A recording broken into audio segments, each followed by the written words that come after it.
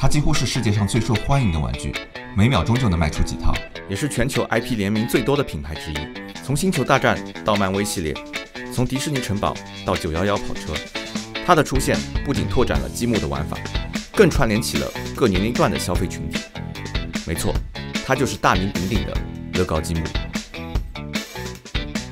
本集了不起的工厂，我们来到了位于浙江嘉兴的乐高集团嘉兴工厂，跟我们一起走进乐高积木世界，探究让众多玩家尽享快乐的乐高积木是如何被生产出来的。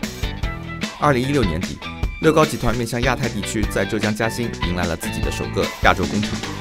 工厂配备从注塑生产、产品装饰到包装的全流程玩具积木生产线。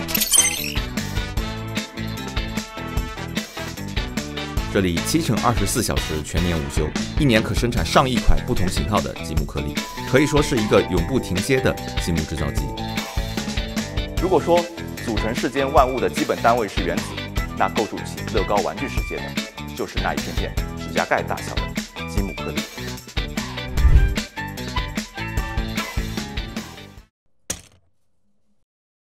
1958年，乐高积木颗粒获得专利，它有2个基本组成部分。上部的凸点和内部的凹孔，凸点比凹孔的侧壁之间的空隙稍大。当积木挤压在一起时，凸点向外推侧壁，并向里推凹孔，形成稳定的力学结构。各式各样的零件因此连接在一起，组成更大的模块。乐高集团至今已经研发了上万款积木颗粒。和其他玩具相比，乐高积木颗粒最大的特色就是可以自由拼搭。从现在的套装中随意拿出一个零件，都能与几十年前的零件严丝合缝地拼装起来，误差不会超过1根头发丝。我们先来简单说一说制造一款乐高玩具产品的大概流程，它们分别是设计、注塑、移印、制件和包装。首先是设计，乐高集团的大部分产品都是由位于总部丹麦的官方设计团队设计的，即使是 Ideas 系列，既由玩家自己设计投稿的玩具产品，官方设计团队也会基于商业上的考量，对投稿者的概念设计做一些改动。他们在工业设计、建筑和平面设计领域雇佣了超过500名设计师。从最初的头脑风暴和素描开始，设计师为积木设计提出新想法。2020年，乐高集团发布了悟空小侠系列，这也是首款基于中国 IP 创作的积木套装。乐高的设计大致分为2种，一种是软设计，即基于主题内容的产品造型和细节设计。如漫威斯塔克大厦、迪士尼城堡等，都属于这个系列的设计。而另一种则是硬设计，即传统的工业设计，一般需要配合工业设计图纸，用更有品质、更节省成本、更能规模化生产的方式来实现。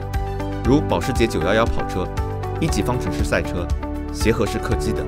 设计师们通过乐高集团自己开发的 Studio、LEGO Digital Designer 等软件设计建模后，导出清单颗粒，进行3D 建模和打印。一些全新的零件可能会涉及到开模，剩余的部分进入到下一个环节——注塑。那么这些零件究竟是如何做到在如此高精度的标准下实现大规模生产？生产完的零件又是怎么分配到正确的盒子里的呢？这里是乐高工厂的核心区域，乐高积木生产之旅会从这开始。我们现在所在的区域呢，就是乐高嘉兴工厂的注塑区域。整个注塑的流程是怎么样的呢？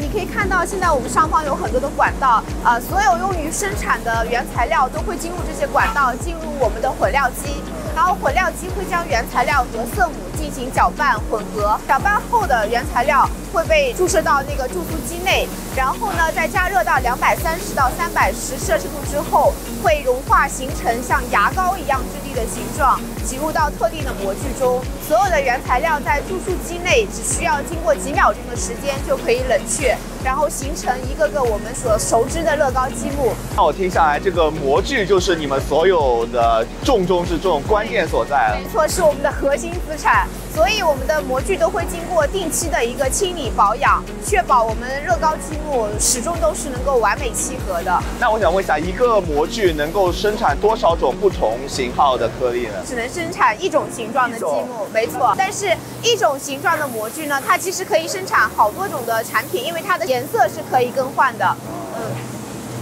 这就是你们的新材料是吧？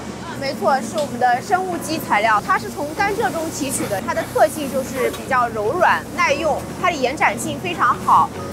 目前有超过200款产品颗粒由生物聚乙烯材料制成，近1半以上的乐高玩具套装中包含至少1种此类颗粒。总共有62款生物聚乙烯元件在嘉兴工厂生产。所有的积木颗粒都会通过自动化运输设备进入到仓库。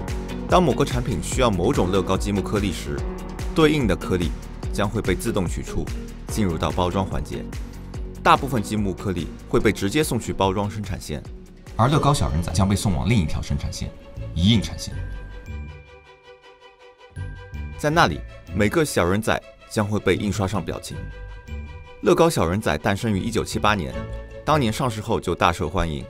乐高小人仔已经从最初只会笑、只有黄色版本，到如今拥有各种肤色、各类职业以及各种不同的表情。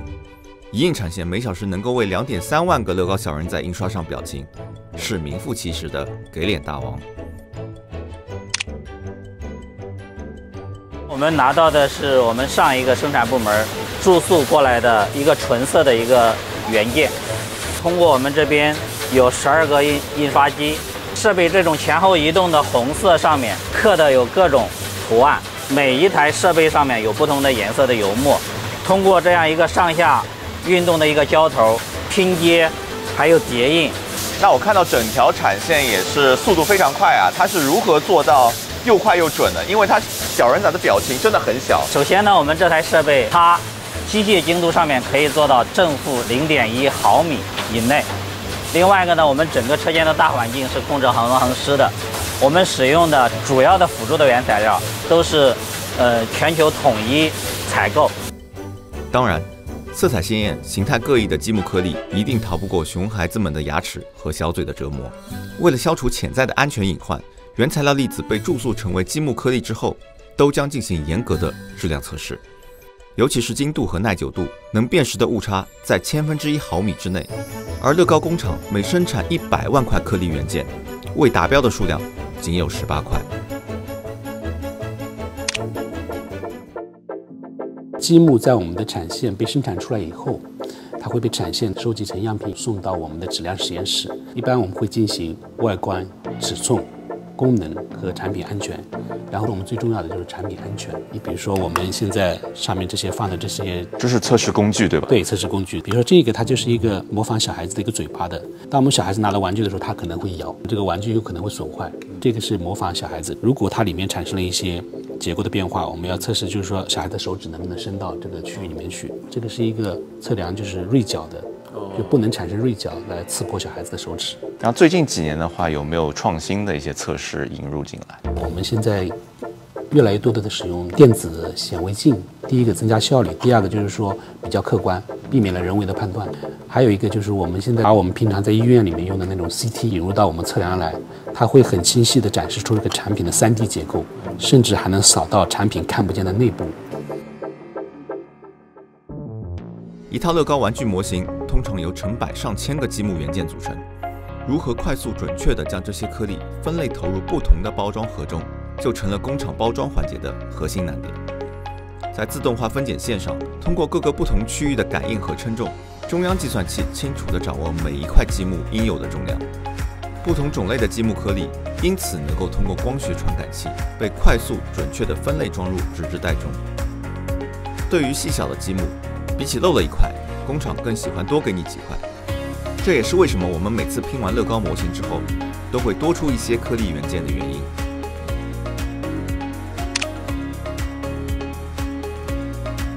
这个内包装袋看起来很特别，它好像和我平时买的那个乐高的内包装袋不大一样。对，我们是现在在陆续推开这种包装形式啊，它是纸质的，它基本上跟我们平常用的 A4 纸差不多厚，但是它里面会有一层非常薄的热封层。我们测试了15种不同的包装材料以及它的原型，结合小朋友还有家长的反馈，我们最终选择了目前你看到的这一款材料。下面我们来进行一场拼搭比赛，看看我能不能比拼搭师拼得更快。Ready go！ 需要全部把它先倒出来，是吧？对，有点像第一次进厨房手忙脚乱那种感觉。2 hours later， 报一下你的页数好吗？现在第几页？第5页。16。借用一下工具。啊？什么？他上厕所了吗？把他几块零件抢走。呀，东西呢？这我的，不好意思。为什么你这个这么小啊？完成了。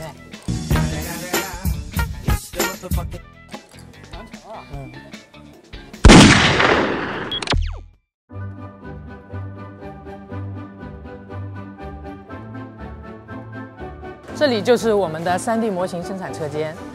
我们每天利用不同的乐高积木颗粒去拼搭大型的3D 模型。那这个和我们普通市面上买到的乐高玩具的套装有什么不一样呢？我们的乐高产品套装里呢，一般是有散颗粒和拼搭说明书，是针对我们个人消费者的。然后我们的3D 大型模型需要配合乐高品牌零售店和品牌活动，帮助他们做一些宣传造势，然后做一些道具。那你们这个拼搭的团队大概有多少人？你们每天的工作内容是什么？我们团队大概有50多个人，他们会负责设计、拼搭、组装、测试。那你们这个工作有 KPI 吗？我们是以小时数来计算工作的量的。拼搭师呢，一般要通过比较长的一个培训期，来掌握不同的拼搭技巧。那我想问，一个普通人要怎么样才能够应聘上你们这份工作呢？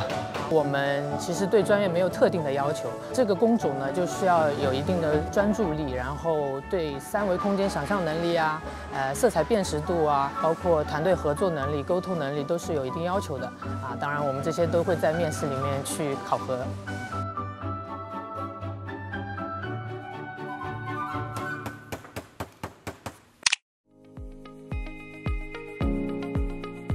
我们乐高嘉兴工厂的定位主要是满足中国及亚太区的市场需求，这样可以帮我们公司缩短对市场的反应时间。目前，中国和亚太区96%的乐高产品都产于嘉兴工厂。我们已经大大减少从欧洲进口的产品，从而减少运输，更加环保。近年来，我们不断推出基于中国传统文化的产品和主题系列，比如2020年我们推出的这个乐高悟空小侠系列，是乐高集团唯一的基于单个国家文化创作的主题系列。关于人才本土化方面，我们最多的时候有共13名外籍员工。到了现在，我们各部门需要的专业岗位差不多都已有本地的人才担任。